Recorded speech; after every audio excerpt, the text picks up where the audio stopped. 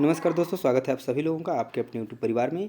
और दोस्तों आज हम लोग करने वाले हैं यूपी टेट में पूछे जाने वाले सीडीपी के अंदर एक काफ़ी जो है कि इम्पॉर्टेंट जो है टॉपिक, जिसका नाम है दोस्तों अधिगम अक्षमता यानी कि लर्निंग डिसएबिलिटीज़। दोस्तों सीटेट से थोड़ा सा अलग क्वेश्चन इसमें पूछा जाता है जो काफ़ी इसको अहम और महत्वपूर्ण और कहीं ना कहीं थोड़ा सा टफ बना देता है। ठीक है, तो चलिए इसको हम लोग देखेंगे कि किस तरीके से जो है अधिगम अक्षमता से यूपी टेट के अंदर क्वेश्चन पूछे जाते हैं। और एक चीज़ बताना चाहूँगा कि यदि जिन लोगों को नहीं पता है कि यूपी टेट का नोटिफिकेशन आ गया है और 27 मार्च से इसका जो है आपका आवेदन स्टार्ट हो जाएगा, तो जो लोग भी आवेदन करने वाले हैं वो लोग जो है कि वेट नहीं करेंगे, वो जल्द से जल्द अपना आवेदन करेंगे और अपनी तैयारी को अभी से आप स्टार्ट कर दीजिए यदि आप नहीं कर रहे हैं तो। ठीक है, तो चलिए देर न करते हुए वीडियो को स्टार्ट करेंगे और देखेंगे कि किस तरीके से क्वेश्चन जो है पूछे जाते हैं आपके टॉपिक लर्निंग डिसएबिलिटीज़ से। तो पहला क्वेश्चन आपका पूछा गया है इससे कि अधिगम निर्योग्यता यानी कि लर्निंग डिसएबिलिटी शब्द का प्रयोग सर्वप्रथम किसने किया था? सैमुअल किर्क, स्किनर, थॉर्नडाइक या कोहलर? अधिगम निर्योग्यता की बात करें तो इसको सर्वप्रथम प्रयोग करने वाले थे सैमुअल किर्क। तो राइट आंसर हो जाएगा दोस्तों ऑप्शन नंबर 1, क्वेश्चन नंबर 1 के लिए। सेकंड क्वेश्चन की बात करेंगे आपका कि पढ़ने से संबंधित अक्षमता को क्या कहा जाता है? Dysgraphia, dyslexia, dyscalculia, aphasia? देखिए इसको हमने सीटेट में भी पढ़ा था कि पढ़ने से जो संबंधित अक्षमता है उसको कहा जाता है डिसलेक्सिया। तो राइट आंसर आपका क्या हो जाएगा? ऑप्शन नंबर बी हो जाएगा आपका। नेक्स्ट देखेंगे, नेक्स्ट क्वेश्चन है जो आपका थर्ड नंबर है कि गणितीय गणनाओं से संबंधित विकार को किस नाम से जाना जाता है? Dyslexia, dysgraphia, dyscalculia, dyspraxia? तो देखिए गणितीय गणनाओं से थोड़ा सा अगर हिंट ले लें तो कैलकुलेशन की तरफ जाएंगे और कैलकुलेशन से कौन सा जो है कि संबंधित है तो वो है आपका डिसकैलकुलिया। तो इस तरीके से आप इसको आसानी से कर सकते हैं। तो राइट आंसर हो जाएगा आपका option number C. Fourth question की तरफ चलेंगे। फोर्थ क्वेश्चन है कि लिखने की क्षमता को प्रभावित करने वाला विकार कौन सा है यानी कि अक्षमता कौन सा है? डिसग्राफिया, डिसलेक्सिया, अफेजिया या इनमें से कोई नहीं? डिसलेक्सिया की बात करें तो ये पढ़ने की क्षमता से है, वहीं अफेजिया इसमें है नहीं और इनमें से कोई नहीं। तो देखिए ग्राफ बनाना मतलब लिखने से संबंधित है, तो यहाँ से थोड़ा सा आप हिंट ले सकते हैं और इसका जो राइट आंसर हो जाएगा क्या हो जाएगा? डिसग्राफिया।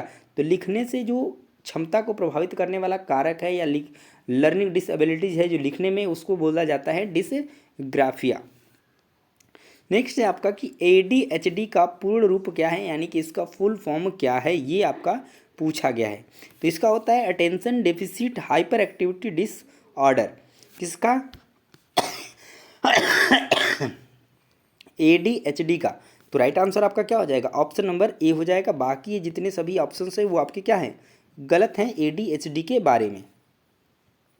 नेक्स्ट क्वेश्चन है शारीरिक समन्वय यानी कि मोटर स्किल्स और गति कौशल में कठिनाई को क्या कहते हैं? ये जो है कि काफ़ी इंपॉर्टेंट है ये, क्योंकि थोड़ा सा नया है कहीं ना कहीं। तो शारीरिक समन्वय और गति कौशल में कठिनाई को क्या कहा जाता है, ये आपको बताना है। तो डिस्प्रेक्सिया, डिसलेक्सिया, डिसकैलकुलिया, डिसग्राफिया। अगर आपने तीनों क्वेश्चंस पहले का किया है तो इसको आप समझ जाएंगे कि क्या कहेंगे। डिसग्राफिया लिखने से संबंधित है, डिसकैलकुलिया गणित में गणना से संबंधित है, डिसलेक्सिया पठन विकार यानी पढ़ने से संबंधित है। तो आपके पास एक ही ऑप्शन बचता है, वो है आपका ऑप्शन नंबर 1 और ये संबंधित है आपके शारीरिक समन्वय यानी मोटर स्किल्स और गति कौशल से। तो सही ऑप्शन क्या हो जाएगा आपका? ऑप्शन नंबर ए हो जाएगा क्वेश्चन नंबर 6 के लिए। 7 की बात करेंगे तो 7 में दिया है कि भाषा को समझने और व्यक्त करने में कठिनाई क्या कहलाती है? अफेजिया, डिसलेक्सिया, डिसग्राफिया या ऑटिज्म? देखिए भाषा को समझने और व्यक्त करने में यदि कठिनाई आती है तो ये कहलाता प्रोसेस जो है अफेजिया कहलाता है। क्या कहलाता है? अफेजिया। तो राइट आंसर क्या हो जाएगा इस क्वेश्चन का? ऑप्शन नंबर आपका ए हो जाएगा। वही नेक्स्ट क्वेश्चन की बात करेंगे, क्वेश्चन नंबर 8 की, कि वह विकार जिसमें बच्चा अक्षरों को उल्टा लिखता है या दर्पण प्रतिबिंब बनाता है यानी कि उसको उल्टा लिख देता है। जैसे ये आपका जो है इस तरीके से है तो इसको जो है इस तरीके से लिख देता है। ठीक है, इस तरीके से लिखता है तो दर्पण प्रतिबिंब बनाता है, या कह लीजिए कि इस तरीके से है तो इसको उल्टा इस तरीके से लिखता है। ठीक है, तो दर्पण प्रतिबिंब बनाता है। तो ये किस में आता है? डिसलेक्सिया, डिसकैलकुलिया, अफेजिया या डिसग्राफिया? बात किया गया है किसका? दर्पण प्रतिबिंब बनाता है।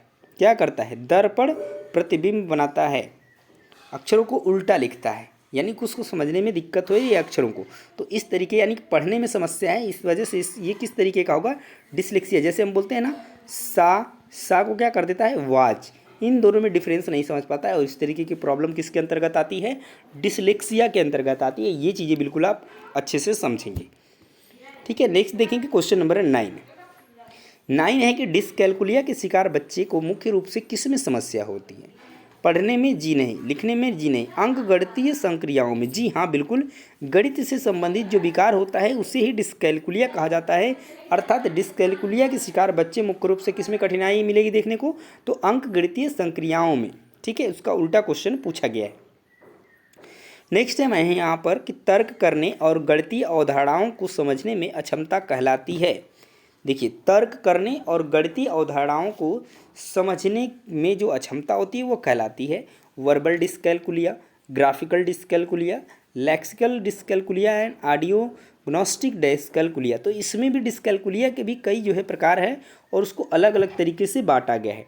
ठीक है, तो तर्क करने और गणितीय अवधारणाओं को समझने में जो क्षमता होती है वो ऑडियोग्नोस्टिक डिसकैलकुलिया के नाम से जानी जाती है या कहलाती है। तो राइट आंसर हो जाएगा आपका ऑप्शन नंबर डी। वही एक ये जो है कि काफ़ी इंपॉर्टेंट है और इससे निश्चित रूप से एक क्वेश्चन आपका 100% एग्जाम में आना ही है। स्वलीनता यानी कि ऑटिज्म के लक्षण क्या हैं? दिया है कि सामाजिक अंतःक्रिया में कमी, बार बार एक ही व्यवहार दोहराना या संचार में कठिनाई, उपरोक्त सभी। तो देखिए, स्वलीनता की बात करें, ऑटिज्म की बात करें, तो ये सारे के सारे लक्षण किसके हैं? स्वलीनता के हैं, यानी कि ऑटिज्म के हैं। तो सही ऑप्शन क्या हो जाएगा आपका? ऑप्शन नंबर डी हो जाएगा। नेक्स्ट क्वेश्चन की बात करेंगे। नेक्स्ट क्वेश्चन है आपका, अधिगम अक्षमता वाले बालकों की बुद्धि लब्धि आमतौर पर कैसी होती है?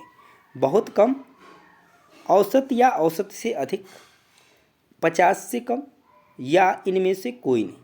तो देखिए, जो अधिगम अक्षमता वाले बालक होते हैं उनके जो आईक्यू लेवल होता है आमतौर पर औसत या औसत से जो आईक्यू लेवल होता है उनका अधिक होता है।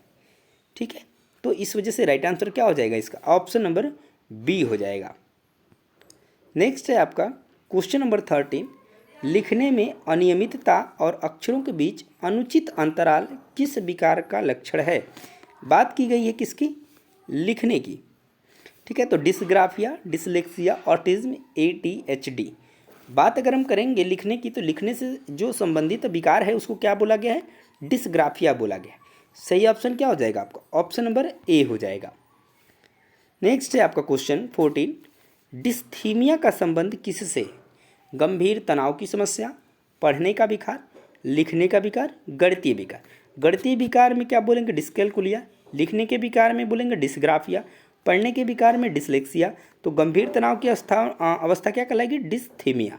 सही ऑप्शन हो जाएगा आपका ऑप्शन नंबर ए। नेक्स्ट है आपका क्वेश्चन नंबर 15 कि बच्चा साकोवाज और न्यूक्लियर को अनक्लियर पढ़ता है तो वह किससे ग्रस्त है? अभी आपको मैंने पिछले बताया, तो ये किससे संबंधित होगा? आपका डिसलेक्सिया से होगा, यानी पढ़ने में बच्चे को प्रॉब्लम हो रही है। ठीक है, यानी कि मिरर प्रतिबिंब बना रहा है। ठीक है, नेक्स्ट है आपका क्वेश्चन नंबर 16, अधिगम अक्षमता एक अवस्था है कैसी? स्थिर, चर, मानसिक मंदता, या इनमें से कोई नहीं। देखिए, अधिगम अक्षमता एक अस्थिर अवस्था नहीं है, यह क्या होती है? चर वेरिएबल है, ऊपर नीचे होती रहती है, यानी नहीं भी आ सकती है, फिर आएगी तो ये ऊपर नीचे होती रहती है। तो राइट आंसर क्या हो जाएगा इसका? ऑप्शन नंबर बी हो जाएगा कि एक ऐसी अवस्था है, एक चर है, यानी कि स्थिर नहीं है, अस्थिर है, बदलती रहती है। नेक्स्ट है आपका कि मस्तिष्क की क्षति के कारण बातचीत करने में कठिनाई को क्या कहते हैं? Dysphagia, dyspraxia, dyscalculia, dyslexia. ठीक है, तो इसमें जो है मस्तिष्क की क्षति के कारण अगर बातचीत करने में कठिनाई होती है तो इसको बोला गया है डिस्फेजिया। राइट आंसर क्या हो जाएगा आपका? Option number 70। नेक्स्ट है आपका क्वेश्चन नंबर 18 कि अधिगम अक्षमताओं का मुख्य कारण क्या हो सकता है? आनुवांशिक कारण हो सकता है, मस्तिष्क की कार्य प्रणाली में अंतर हो सकता है, प्रसव पूर्व जटिलताएं ये भी हो सकता है। तो अतः राइट आंसर क्या हो जाएगा? ऑप्शन नंबर डी हो जाएगा क्वेश्चन नंबर 18 के लिए। नेक्स्ट है आपका क्वेश्चन कि अधिगम अक्षमता वाले बच्चों के लिए आईईपी का अर्थ क्या है? अधिगम अक्षमता वाले बच्चों के लिए आईईपी का अर्थ क्या है? तो इसका अर्थ होता है individualised education programme. Individualised education programme किस में है? ऑप्शन नंबर 1 में है। तो राइट आंसर क्या हो जाएगा आपका? ऑप्शन नंबर ए हो जाएगा। नेक्स्ट है आपका, दृष्टिबाधित बच्चों को किस प्रकार की सामग्री से पढ़ाया जाना चाहिए? श्रव्य सामग्री और ब्रेल लिपि, दृश्य सामग्री, चार्ट और नक्शे, केवल पाठ्य पुस्तक। बात किया गया है कैसे बच्चों के लिए? दृष्टिबाधित, जो बच्चे देख नहीं सकते, तो पाठ्य पुस्तक से तो वैसे भी नहीं पढ़ सकते। चार्ट और नक्शे भी वो देखकर ही करते हैं तो नहीं होगा। दृश्य सामग्री देखने वाली नहीं, उन्हें श्रव्य सामग्री और ब्रेल लिपि की सामग्री से क्या किया जाना चाहिए? पढ़ाया जाना चाहिए, ताकि उनको समझ में आए। नेक्स्ट है आपका 21 आपका पूछा गया है कि अधिगम अक्षमता का निदान किसके द्वारा किया जा सकता है?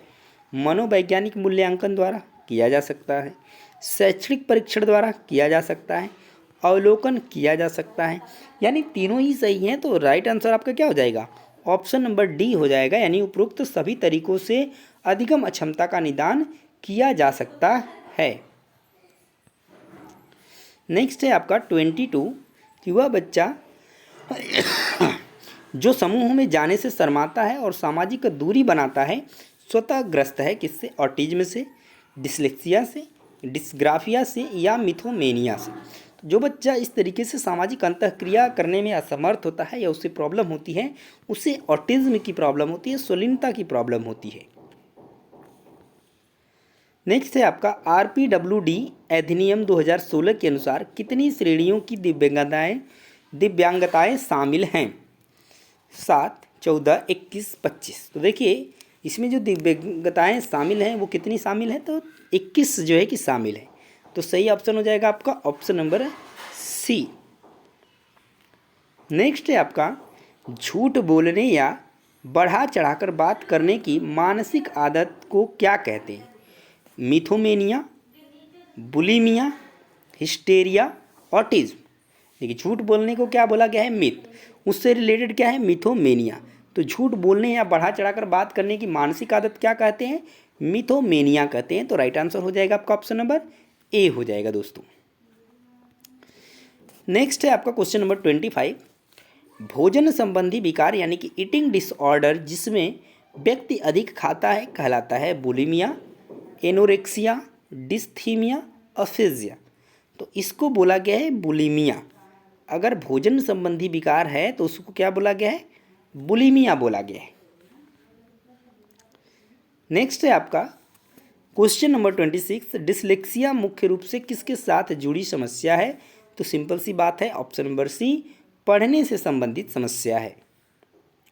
नेक्स्ट है आपका, अधिगम अक्षमता वाले बालकों के शिक्षण के लिए सबसे प्रभावी रणनीति क्या है? दंड देना गलत होगा, सकारात्मक सुदृढ़ीकरण जी बिल्कुल सही होगा, नज़रअंदाज करना गलत होगा और कठिन कार्य देना गलत होगा। यानी कि सही ऑप्शन क्या हो जाएगा आपका? ऑप्शन नंबर बी हो जाएगा क्वेश्चन नंबर 27 के लिए। नेक्स्ट चलेंगे क्वेश्चन नंबर 28, स्वनिम जागरूकता यानी कि फोनेमिक अवेयरनेस की कमी किस विकार का लक्षण है? Dyslexia, dyscalculia, dysgraphia, autism. बात किया गया है फोनेमिक अवेयरनेस यानी कि बोलने में, बच्चे को पढ़ने में दिक्कत होती है, तो ये किससे संबंधित है? आपका डिसलेक्सिया से संबंधित है। नेक्स्ट है आपका क्वेश्चन नंबर 29 है कि अधिगम अक्षमता लर्निंग डिसेबिलिटीज़ क्या एक मानसिक मंदता है? तो हाँ, नहीं, कभी कभी, कहना मुश्किल है। तो देखिए यहाँ पर जो है ये अधिगम अक्षमता को एक मानसिक मंदता कहना क्या होगा? ये है एक मंदता है, तो नहीं, ये कहना गलत होगा। तो सही ऑप्शन क्या हो जाएगा आपका? ऑप्शन नंबर बी हो जाएगा।